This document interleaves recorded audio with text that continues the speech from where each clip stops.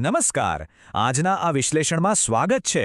તો ચાલો સીધા જ આજના વિષયમાં ઊંડાણપૂર્વક ઉતરીએ અને એક એવી ભયાનક વાસ્તવિકતા વિશે વાત કરીએ જે આપણા આ ડિજિટલ યુગના અંધારા ખૂણાઓમાં છુપાયેલી છે.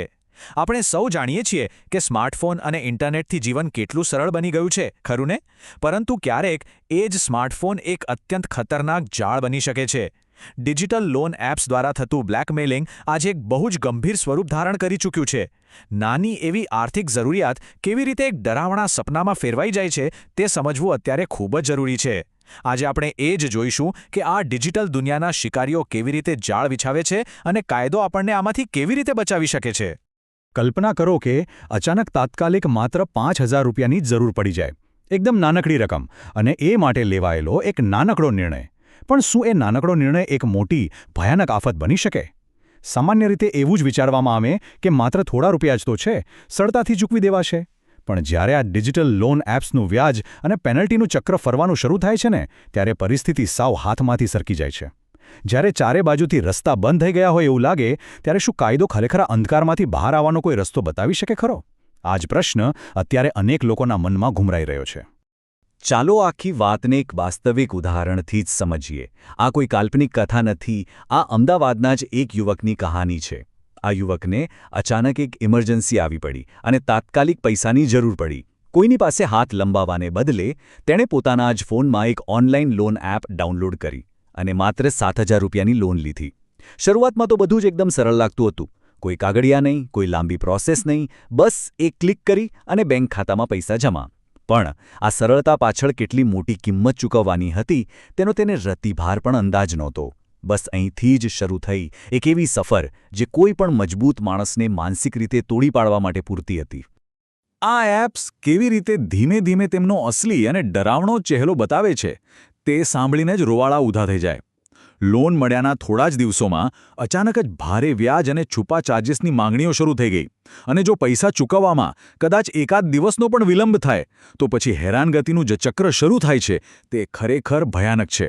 જરા વિચારો, દિવસના 50થી 100 કોલ્સ આવે, ફોનની રિંગ વાગે એટલે સીધો મનમાં ફફડાટ પેસી જાય, વોટ્સએપ પર સતત ગાળો અને ધમકીઓનો મારો ચાલુ થઈ જાય.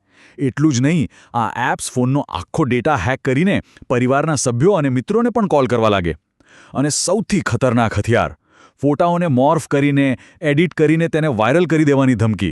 આ બધું સાંભળવામાં કદાચ ફિલ્મી લાગે, પરંતુ ભોગ બનનારાઓ માટે આ એક જીવંત નરક છે. અને આ બાબત બહુ જ સ્પષ્ટ રીતે દર્શાવે છે કે આખી પ્રક્રિયાની માનસિક અસર કેટલી ઊંડી અને ખતરનાક હોય છે. જે સ્માર્ટફોન એક સમયે લોકો સાથે જોડાવાનું સાધન હતું, તે હવે એક એવું હથિયાર બની ગયું છે જેનો નિશાનો સીધો ભોગ બનનાર પર જ તાકવામાં આવ્યો છે.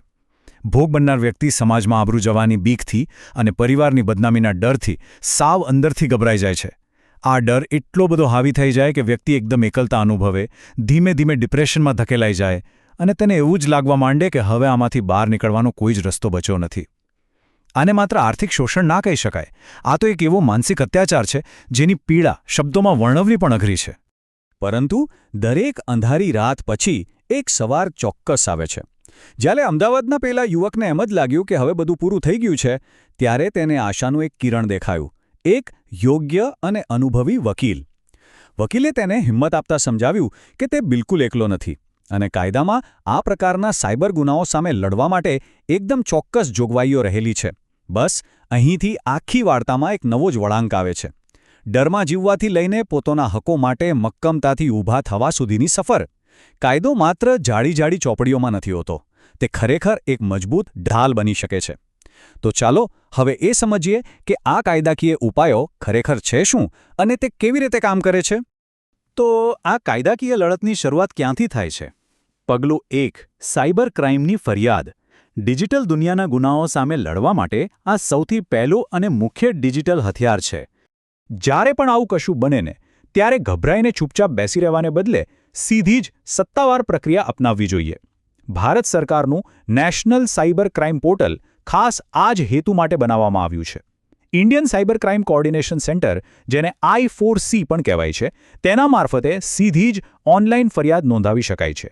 અહીં સૌથી અગત્યની વાત એ સમજવાની છે કે કોઈ પણ વ્યક્તિ શક્તિહીન નથી.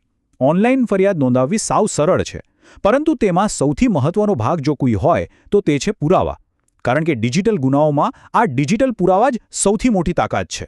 કયા ડિજિટલ પુરાવાઓ ભેગા કરવા જરૂરી છે અને તેનો ખરેખર ઉપયોગ શું છે તે જાણવું ખૂબ જ અગત્યનું છે. વોટ્સએપ ચેટ્સ અને ધમકીના મેસેજીસ એ હેરાનગતિની એકદમ સીધી સાબિતી છે. કોલ રેકોર્ડિંગ્સ એ દર્શાવે છે કે આ લોકો ફોન પર કેવી ભાષાનો ઉપયોગ કરતા હતા. લોન એપનો સ્ક્રીનશોટ એ સાબિત કરવામાં મદદ કરે છે કે કઈ ચોક્કસ એપ મારફતે આ ફ્રોડ થયું છે.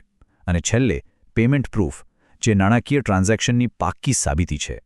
જ્યારે પોર્ટલ પર ફરિયાદ ફાઇલ થાય ત્યારે આ તમામ બાબતોનું પ્રોપર ડોક્યુમેન્ટેશન હોવું જ જોઈએ. આ જ પુરાવાઓ છે જે પાછળથી પોલીસ અને કાયદાકીય એજન્સીઓને પેલા ગુનેગારો સુધી પહોંચવામાં પૂરી મદદ કરે છે. હવે આવે છે બીજું પગલું, પોલીસ એફઆઈઆર. આ એ તબક્કો છે જ્યાં પેલી ઓનલાઈન હેરાનગતિ સામે ગ્રાઉન્ડ લેવલ પર ઓફલાઈન એક્શન લેવાની શરૂઆત થાય છે. હા, મનમાં એવો પ્રશ્ન થાય કે કયા સંજોગોમાં એફઆઈઆર નોંધાવી શકાય.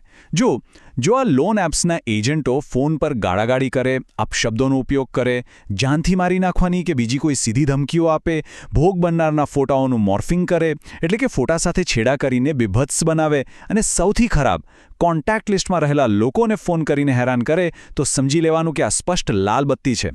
આ બધી જ ક્રિયાઓ 100% ગેરકાયદેસર છે અને તે સાયબર કાયદા હેઠળ તાત્કાલિક પોલીસ એફઆઈઆર કરવા માટે પૂરતા કારણો આપે છે. આ કોઈ લોનની રિકવરી નથી, આ સીધો અને સંગીન અપરાધ છે. તો અહીં સૌથી અગત્યનો મુદ્દો એ છે કે આપણે જેને સામાન્ય ભાષામાં માત્ર હેરાનગતિ કહીએ છીએ તેને કાયદો કયા ગુનાના રૂપમાં જુએ છે. ચાલો આ કાનૂની શસ્ત્રાગાર અને થયેલા ચોક્કસ ગુનાઓ પર એક નજર કરીએ. આ એપ્સવાળા જે કંઈ પણ કરે છે ને તેની કાનૂની ભાષામાં બહુ જ ચોક્કસ વ્યાખ્યાઓ છે.